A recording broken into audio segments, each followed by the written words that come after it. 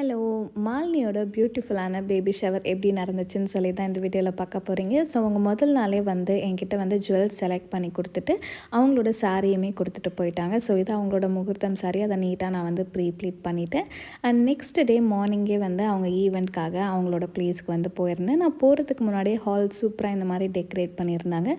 Stage எல்லாம் செம்மையாக இந்த மாதிரி பேங்கிள்ஸ் வச்சு டெக்கரேட் பண்ணியிருந்தாங்க. அவங்களுக்கு மேக்கப் அண்ட் ஹேர்டுமே நான் வந்துட்டு ஃபினிஷ் பண்ணிவிட்டேன். ஸோ இதுதான் அவங்களோட கம்ப்ளீட் லுக். பார்க்க ரொம்ப அழகாக இருந்தாங்க. ஸோ மாலினி பெருசாக என்கிட்ட எந்த ரெக்வெஸ்ட்டுமே வைக்கல, எனக்கு இப்படி வேணும் அப்படி வேணும்னு சொல்லிட்டு. ஸோ நான் வந்து என்னோடய சிக்னேச்சர் லுக் மாதிரி நல்லா க்ளாஸியாக அவங்க ஸ்கின் லைக் ஃபினிஷே வந்து கொடுத்துருந்தேன். லிப்ஸ்டிக் மட்டும் கொஞ்சம் சாரீ காம்ப்ளிமெண்ட் பண்ணுற மாதிரி கொடுத்துருந்தோம். ப்ளவுஸோட சேம் கலரில் பிந்தி கொடுத்துருந்தேன்.